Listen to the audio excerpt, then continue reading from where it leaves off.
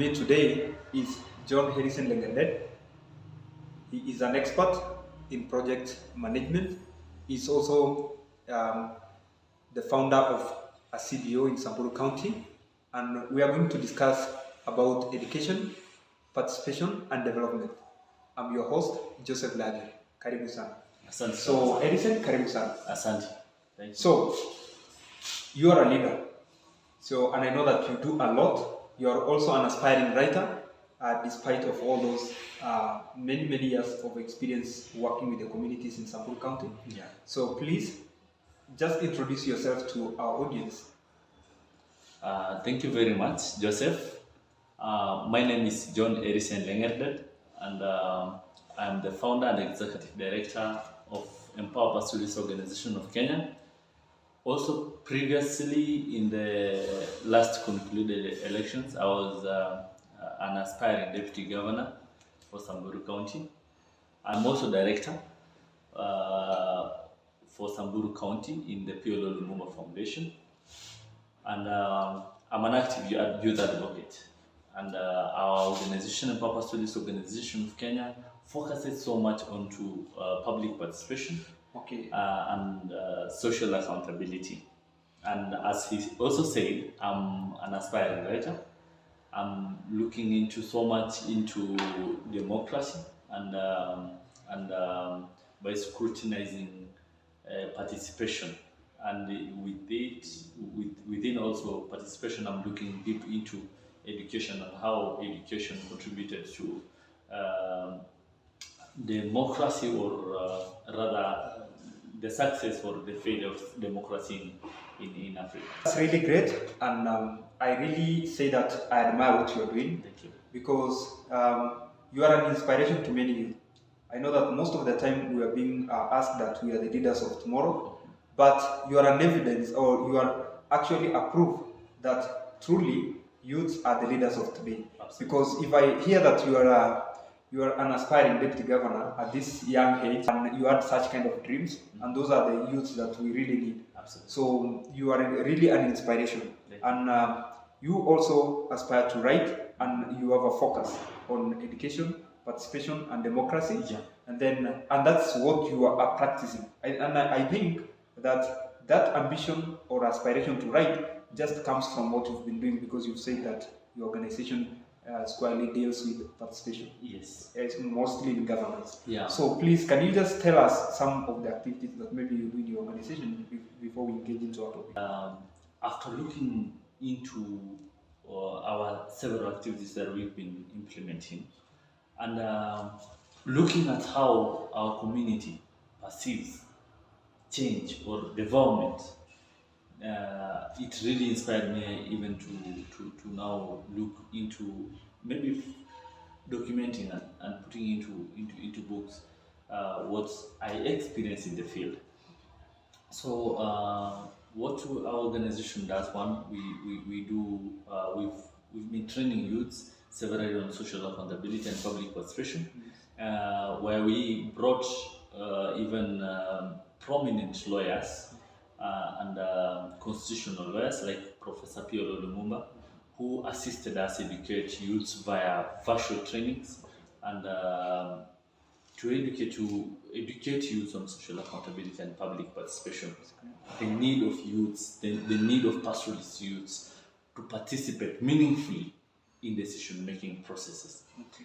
Because they are stakeholders in this process, in the process of development. So for development to be meaningful, there must be a component of participation, which was actively done. So, but it is a requisite of development. It's a requisite of democracy for citizens to be meaningfully engaged in participation.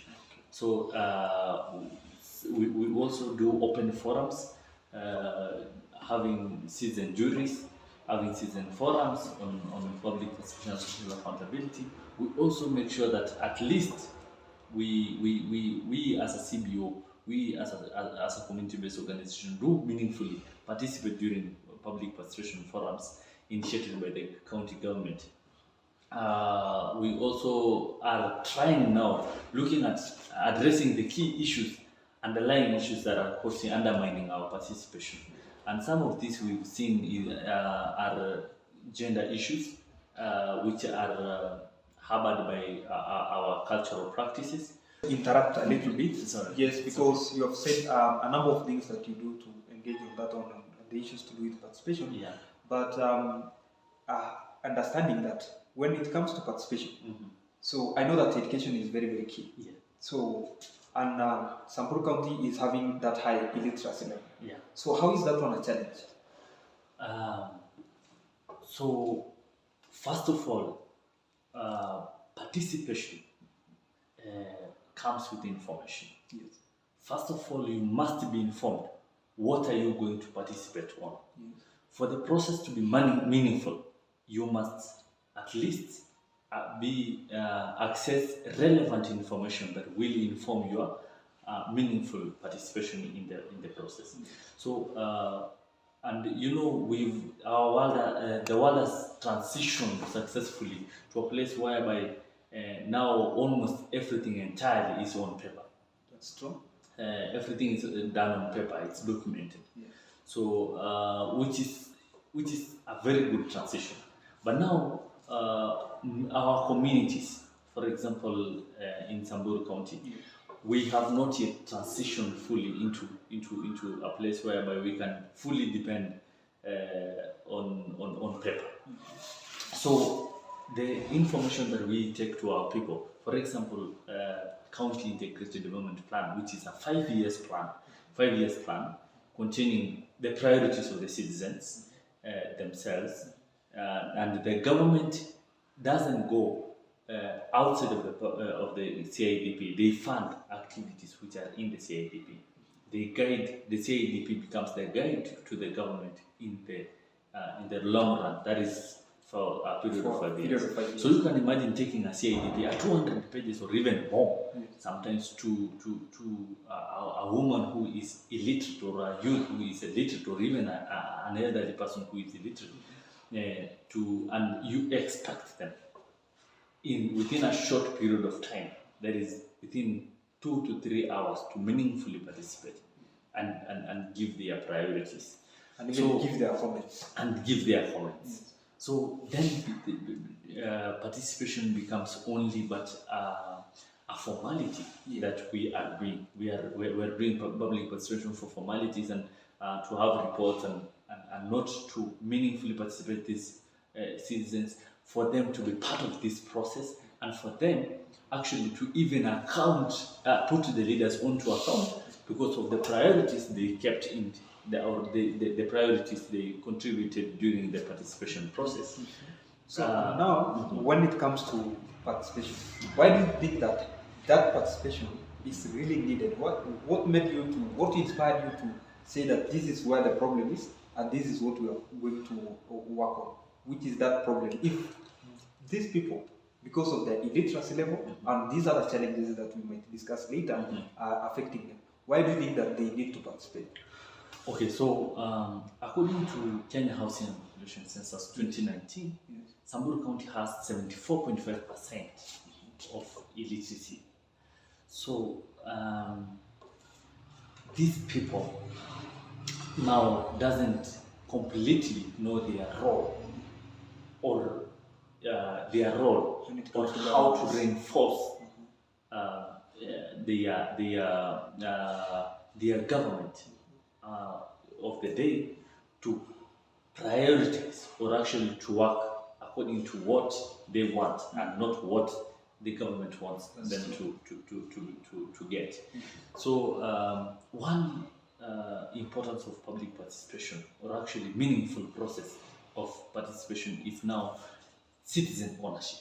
Citizen owns the projects. Citizens becomes part and of the problem solving, because every single community knows their challenges. You as an organization now, you doesn't understand what we go through in our organization. It's us who are within that organization. It's us who are within that geographical area, understands the terrains, the situations that we undergo, and that's why participation came into place. because we want to make this democracy, to nurture this democracy by making sure that all the people, everyone is on the table. And I've also been, I'm also aware of the slogan that says nothing about us that without us. Yes. So everything about us, it should have always a component of us in it.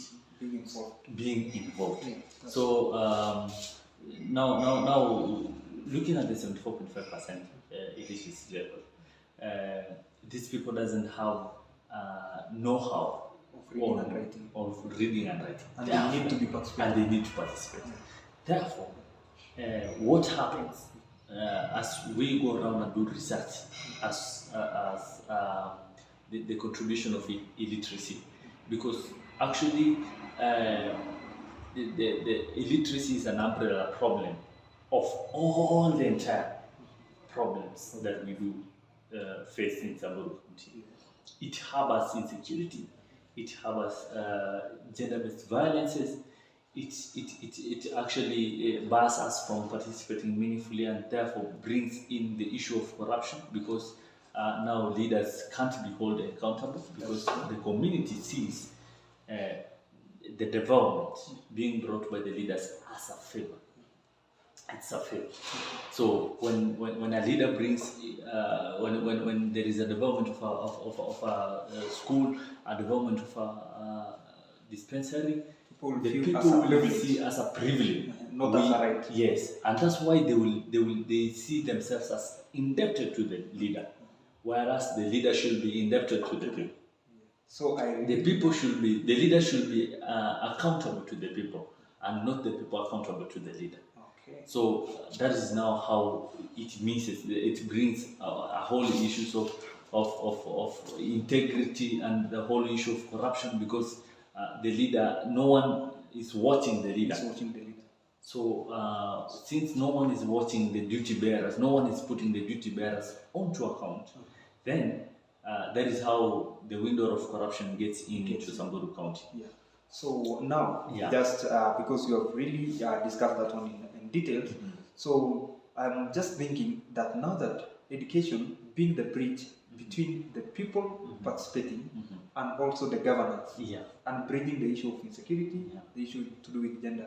So, and I also understand that the government has invested a lot in education. Country-wide, when it comes to resources.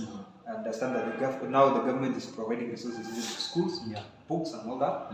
So even exercise books, reading materials, teaching and learning, building classes. So I don't see the reason as to why we still have high literacy rate in Samburu County, yet the government is doing all that. And even despite some policies like 100% transition, free education being in place, and some others that maybe you can tell us. So I don't see, I need to understand, or our viewers need to understand the context of Samburu County when it comes to still battling the problem of high literacy rate, which should be actually the backbone of everything to do with governance, to do with development, economic, social, political, and all that. Yes. So first of all, even though we do agree that change is dynamic and progressive, one of the highest contributing factors to our illiteracy is one, marginalization. So these communities, for example, in Nairobi school is founded in 1844, whereas the first school in Samburu County we got around 1960s. So that is a period of 100 years. There is a difference of 100 years between us in Samburu and the people in Nairobi. So as education now, we got exposed to education late. That is number one. We got exposed to education very late, and therefore, I can say that we've transitioned, and now that comes up with the issues of the government policies. I fully commend the work of the government by bringing up the free education, because once we have a free primary, we got free primary education from the Kibaki government, we therefore had a great opportunity to to take a lot of our young ones into schools, and I think we are also most of us are products of free primary education. So that is the progress. But now when it comes again to these policies, are they implemented meaningfully? Are they implemented fully? Are they being enforced? So that becomes a problem, because you can still find that there are children who are grazing in the fields while they are supposed to be in school. So who do we hold accountable for the enforcement of these policies? I know our government is devolved from national level until to the village and household level. Yes. That's why we have the Nyumba Kumi initiatives. So it's highly devolved. Our government is highly devolved. So I think that is how we miss a point, because our government has tried. We have policies, we have enrollments like, for example, the CDF and the bursaries.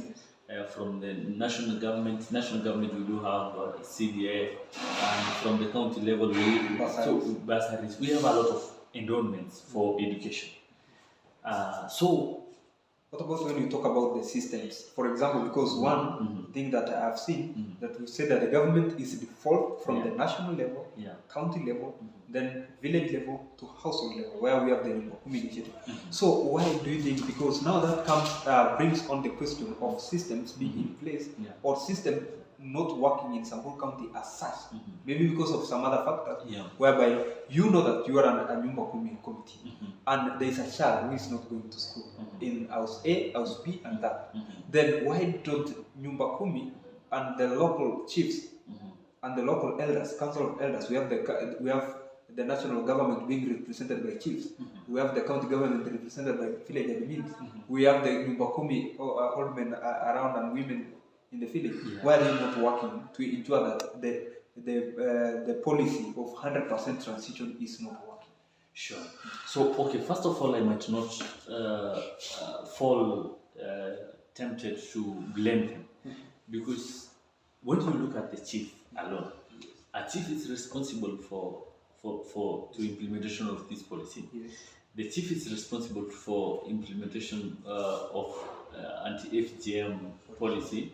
The chief is responsible of gender-based violence. He is responsible for insecurity. He is responsible for almost the entire issues pertaining a community. That's true. So I was thinking in my own way, what if there were people who are specifically dealing with this education only? So if we've decided to devolve, let's not devolve and give all the roles to one person or one department. Yes. For example, that is the Ministry of Interior. They are working in almost everything. They are enforcing this law, they're enforcing this law, they're enforcing this law, enforcing several laws. Yes. Therefore, at least if it's by human nature that when we hold several things, one must slip off. That's very true. So I'm thinking that our failure now becomes into the system strengthening. So we need to strengthen these systems and adequately provide more systems that will support now the existing systems. Yes. Because we expect Nyumba Kumi initiative to do that, as you say, but the Nyumba Kumi initiative are responsible of almost everything entirely, everything else, the homicides, a lot of issues. They are even solving gender-based problems within the families, within the households. So they are doing a lot of things. So we can't. I don't want us to be tempted as a country to put all the responsibility under one person and expect 100% performance. So in your view, maybe I try to understand, in your view, so you suggest that maybe if there was another parallel system that deals only with education, because it is the backbone and it is the basis of almost every development that we need, all the development that we need. So I think, yes, it's something that maybe people can think about. you as an organization and other organization and the government, you can have a suggestion through maybe public participation, because I know that that's where you focus most of the time in. So you can suggest that. You can even suggest to the county government to have at least a policy on that, so that we have committees in villages that oversee education and make sure that, yes, when we talk about these policies, they are adhered to and they are implemented, and there are some people who are tasked to do that. Yes, and then also that one, just to come on that, to comment again about some other issue, because now we've seen that high literacy level in Samburu County is also contributing in participation in governance, and then we see that it's a challenge that you are raising, because it's good that we have people who are raising like you. Then this other issue of, because Samburu is also known with another problem of insecurity, and then we know that how is high literacy level also contributed to such kind of things, and in that also governance and participation and all those things. So I've always said that education is like a control panel. Education is like a control panel. When it's fully implemented, when education is fully financed and fully and given a priority, it's a control panel where when you want to act on insecurity, you just press a button and it's done. When you want to finish the issue of gender-based violence, it's just a button and done. It's a control panel. So our control panel now, which is education, we lack education in Samburu County. I can say we lack because if the larger population are the illiterate, then our education is not actually it's a bit down. So I'm thinking in this context. Once we have the culture, because people must always have a resource. So our people are deeply written into cultural practices, and again, these people are solely depending on indigenous livestock for their livelihoods. And this, in the wake of climate change, these livestock are now susceptible to droughts and famine. So once we have these droughts, these people then will lose their livestock, which is their livelihoods. And once they have lost their livelihoods, then they will resort to cat rustling, because they doesn't have formal education, which will help them to get formal employment. So do you see? I hope you see now how education is actually harboring a lot of challenges we are facing in Samburu County. So we have young warriors who are in their active ages, and probably they are not educated. They can't access formal employment. So what they resort to is cat rustling, and once they resort into cat rustling, it brings unrest in the whole county. We've had recent incidences where it was in ages, in some years ago, it used to be inter-community conflicts. But now it has transitioned to be a fellow Samburu man, a fellow Samburu woman, a fellow Samburu man or even a woman falling a prey of a fellow Samburu bandits. And that one, there is a time where I was thinking about this. Now this conflict is now becoming something, a real robbery. Whereby you don't care whom you are going to rob, as long as you satisfy what you want. Because you don't have resources, maybe you don't have food, and you resort to steal. So you don't choose. You don't choose your client. Anyone who has becomes a client. Yes, and that one also is the one that is bringing the issue with road banditry. Why? Because if you attack a vehicle which is moving and you want to stop, and then you shoot, and then you stop, you don't know who is there. So most probably it's now a high time, I think, where people should raise that kind of saying that maybe it's kind of ethnic robbery and all that, to actually call a spade, call it a robbery, call it criminal offense, and it's a criminal offense despite of who is involved. So according to actually National Crime Center, the crime rate in Samburu County has raised to 90.2%. there is a huge percent. So, we as also the leaders of the community, we need to understand that as we get these opportunities to serve these people, we should take education as a matter of urgency in Samburu County. That's true. We should take as a matter of urgency and start because I know we have a whole department in the county government which deals with adult education. So we need to see the fruits of adult education. Yes. We need to see the fruits of this education endowment, and we need to see the fruits of these policies that we do have. There is free entry to primary education. We also have The age of teenage.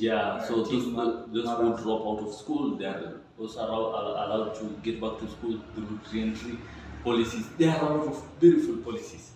So we need to see the products. We need to see the products of these policies. So while we are thinking of insecurity, Yes.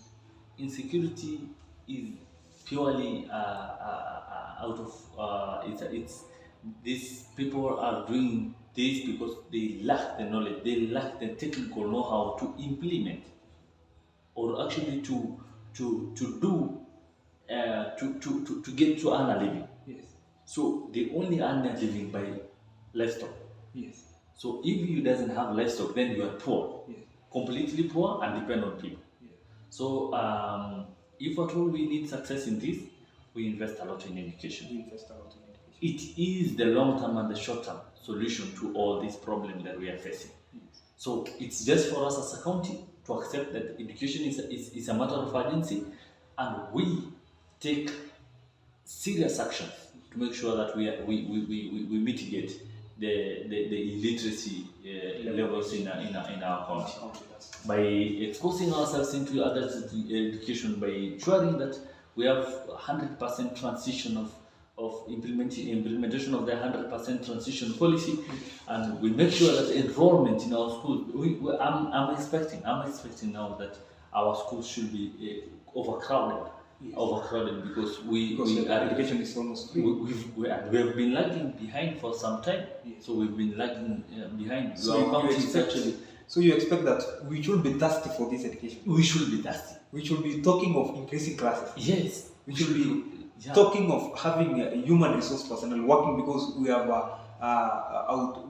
a number of pupils or students outnumbering the resources and all those things. Absolutely. Yes, but to the contrary, we're still lacking behind. Yeah. So, and I think it is an individual responsibility to make sure that if you have a brother or a sister who is not going to school, and you have gone to school, please take them to school. Take them to school. And then also, I think civic education now comes in to a place whereby we have to also engage on adult education at the village levels, to tell the parents the importance of taking these kids to school. Absolutely. So that they can, because I've seen some situation whereby you just see in a village some kids playing outside, and it's Monday, it's Tuesday, it's a school day, and they are not they are not taking care of their livestock. So they are just there. It's only that there is kind of neglect or something of that kind. Absolutely. So, and for us to have that kind of representation, participation, and have the development, because through participation, that's the only time you can direct the way the government works.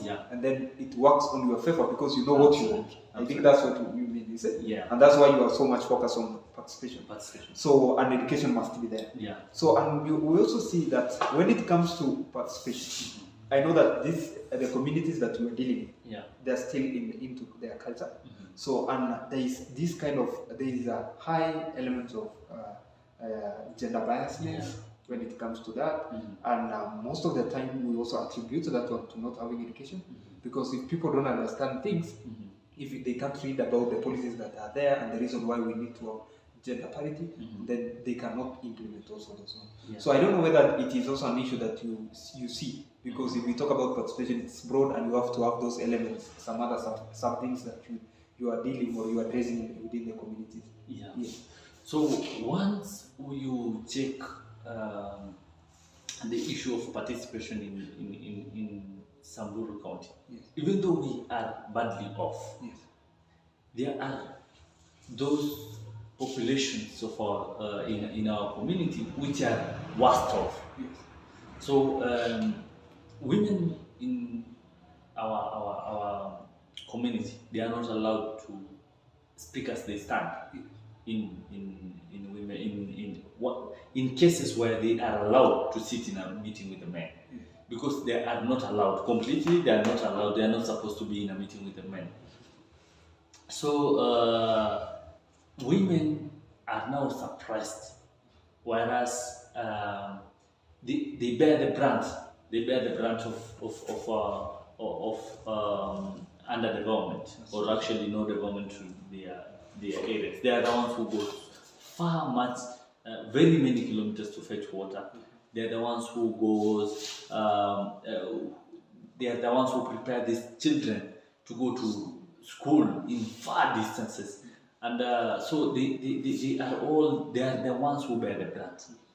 So once we also make sure that women participate meaningfully, their voices are heard, the voices of the youths are heard, the voices of men and male and female are heard, then probably we will be heading to the right direction.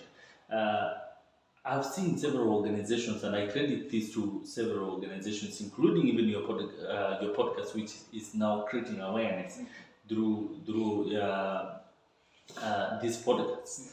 And even the county government itself, they are struggling their own small ways to make sure that at least women are brought into the decision-making table. Women are not completely considered, and same to the youths, because youths are also not allowed to actually speak out their voices amidst the old men.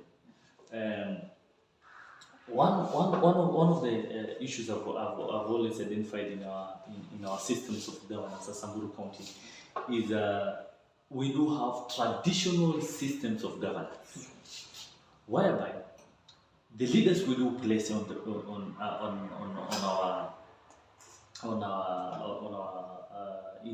leaders we do elect to lead big positions are the same leaders who are not taking into consideration the fact that even if Samburu County has youth population which are illiterate, they also have representatives of them who are literate, who can articulate issues.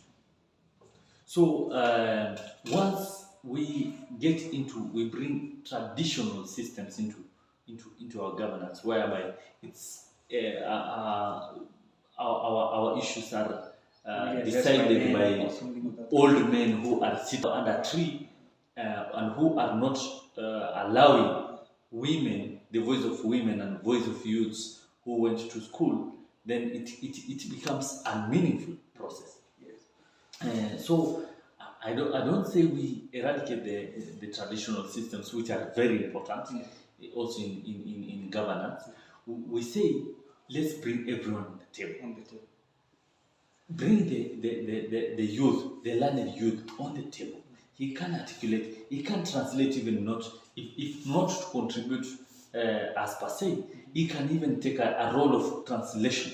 That's right. And once he translates to the community, then probably we can get meaningful feedback or actually comments from the community. Yes. So it's very important that we also become conscious yes. that bringing everyone on the board matters a lot. Bring the people with disability on board. Bring the men, the young youths on the board. Bring everyone, bring women, bring everyone on the board, so that they can actually give their priority needs. Yes. And once we have everyone bringing their priority needs on the table, at least our development can be meaningful by when we do that. Yes, and that's good, because I know that when the issue always of secluding people and putting people at the periphery is bad, because at least if the voices will be heard, it will only be heard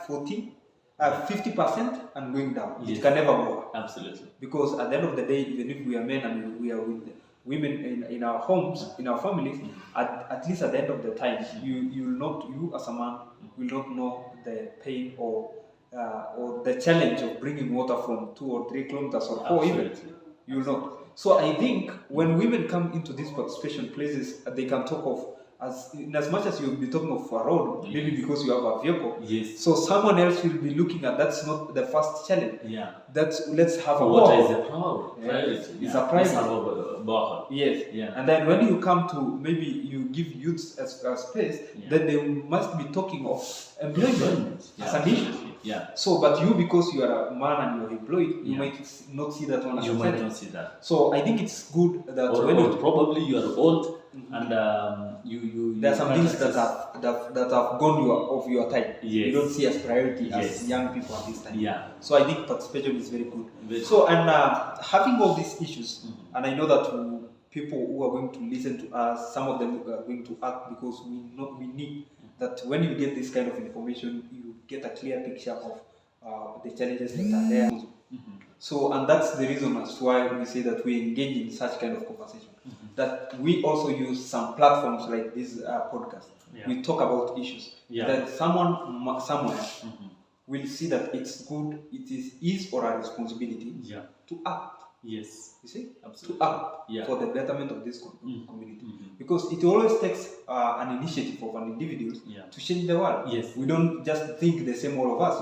You might have that one idea of writing, of having a community-based organization, or even something else, or even creating awareness as an individual.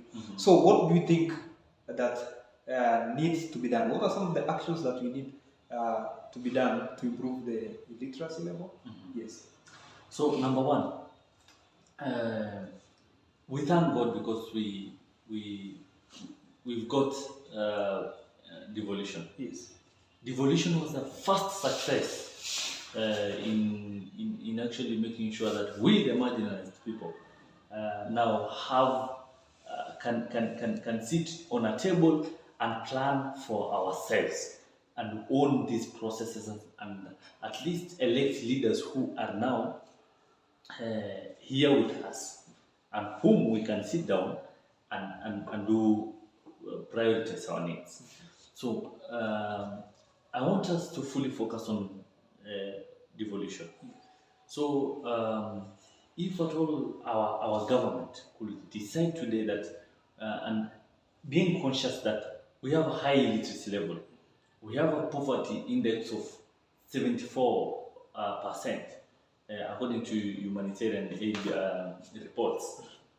So we have a poverty, we have high poverty levels, we have high literacy levels, we have all these problems. And even infrastructure is still poor. And our infrastructure is still very poor because the only tarmac road we have is the one from Mara to Nairobi.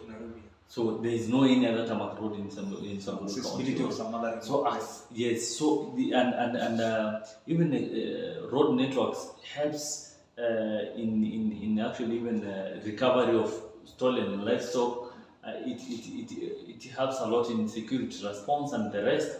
It isn't even development. It isn't even revenue collection because people will engage into businesses and will also have they can transport their produce back to the market, and it helps a lot. So we task the county government to put systems in place. Yes. That's so the first system which I was going to propose is one, let people be aware. So we need to have the Department of Public Participation or public or civil education, the Department of Civil Education. So once we have this fully fledged department with CCs, ministers, and everything. Because now we are aware that we have only one menace in Samburu County. We have one beast which is harboring several beasts which are inflicting serious problems into us, and which is illiteracy. Then we prioritize this problem and advance. And by advancing, we need the Department of Civic Education. So once we have this civic education department, let it be a knowledge hub where these people get knowledge. They collaborate with the Department of Education, that is adulthood adult education department, and make sure that they fully finance and we fully work and be proactive in making people have knowledge and the technical know-how to do things. Once we have, I tell you, we will see businesses, we will see alternative livelihoods coming, we will see agriculture, that is people cultivating their lands, their parcels of land. We will see our youth not now engaging into cattle rustling, but going to polytechnics and getting technical skills that they can use to start up businesses, to open up, that is to be mechanics, to be a lot of, we will open up a huge labor force which will actually largely help our people. So once we have, we need, I think we need to bring our people now, the largest 74.5% illiterate people on board. That is number one. And bringing them on board is giving them knowledge. That's true. So once they have knowledge, once they have knowledge on what to say, what to go and how to go and participate, and how to hold a leader, how to hold a member of county assembly accountable, then probably we will be taking great steps to the right direction. So that is number one thing that I do propose. Yes. Then another thing, Ministry of Education, the national government, the State Department of Education, yes, should actually, since we've seen it's a priority need, education is a priority need in Samburu County, then we should have systems devoted up to village level, or even a household level, yes, and leave tasking the chiefs with everything, yes, because they are also human, and you're giving them the entire tasks with a little bit. yeah. So definitely we need to see development. We need to see systems working which are flowing from the national to the village level, yes, which will help us to strengthen the existing systems to reinforce the implementation of these policies, free entry to primary education, and many other policies that we have, like 100% transition, re-entry. We see the enforcement of these laws, and we as the private actors, we are currently doing good work because we are contributing a lot to civic education and civic awareness and what have you, and development in the entire county. So thinking of us now prioritizing more knowledge and on education. Let's have a component. Let's streamline our priorities and make sure that in every single component you have an aspect of civic education or education in general. yes. So this will now help, and this will also bring about the issue of sustainability for our own programs as a private sector. Because once the people have the knowledge, if the people doesn't have knowledge, you will bring a borehole and put in a place, but the people will not own it. In the next few years, it will be done. It will be vandalized because the people doesn't have the know-how that this borehole will help us in this manner. Yes. But once we have this civic education, that you can use this borehole to do some irrigation. Yes. You can use benefit them more. Definitely. Yes. You can use this electricity found in this electricity to actually have a business. For example, even welding and what have you. So very many. Until people they have knowledge. Until people have knowledge, that our development will start being meaningful. Oh, okay. But before then, we will be actually beating around the bush and doing doing the same mistake. And doing the same mistake. Pumping resources and then giving up. Pumping resources and giving up. Yeah. Because of the impact we don't see. Yeah. So thank you so much, Harrison. It's been a very candid discussion. Yes. I really like the knowledge, the amount of knowledge that you have, and I know that I only need you to at least take these forums and always educate our youths and other people because of the information that you have. And you know that they say that information is power. So I credit you for that one. And I feel that you've honored our call and invitation, and you've come to this podcast. So we say that we don't just take it for granted. We say thank you so much. So I just want you to say just some few, in 1 or 2 words, talk to the youth. Just give them a little closing remarks as we wind our discussion. Okay, so I've always loved telling youth that forget about being leaders of tomorrow. Start being leaders today. That may tomorrow come, if it will come.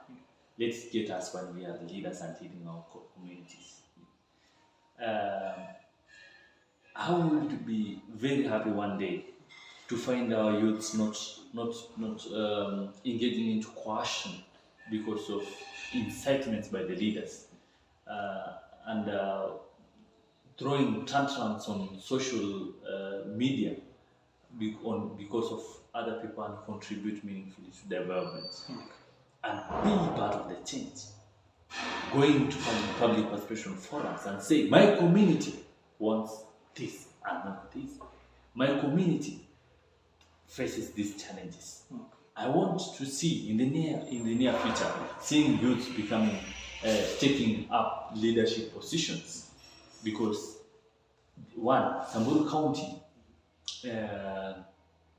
despite the fact that Africa have the youngest workforce, Samburu County has the most youngest workforce, and yes, because it's the youth that are the majority, and they're the majority who are learned. I tell you, 75% of the literate majority now, the minority, the literate minority, that is the 24% something, are the youth. So once we tap this human resource, which is so energetic, which is so, which has the knowledge and the skills now, which they got from the schools. Once we tap that resource as a county, then definitely a big asset. Big asset. Okay. I also would like to tell the government that our youths are so innovative. I'm expecting that so far, until now, we have youth resource centers, we have ICT hubs, youth spaces to nurture this knowledge that we have, to nurture the knowledge of these educated young people. Because I want to see everything. I want to see a government now that is so proactive, that people are up and they're on task, hands-on on things to mold this future of these people, because we've seen how we've been marginalized for long, and we now have a privilege of having a government that we manage, resources that we ourselves prioritize and budget for. So I want to see now a government which is so proactive in building the youth, building the government, building youthful government, which is building the government, doing development, doing participation in a manner that is required for us to have now take our county into the next level or in the next generation of development, because we are in a world of rapid social evolution. So we want to see our county also evolving. Mostly because of technology. So yes, thank you so much. Yeah. Thank you so much. So to our viewers, we say thank you so much for watching this conversation, and please don't forget to subscribe to our YouTube channel, and also share this content so that it can reach to many people. You can also follow us on Tasia Podcast on Facebook. There's a Facebook page where you can like it and follow us there. You can also get us on LinkedIn and contribute to discussion in comments when we post such kind of information. So thank you so much.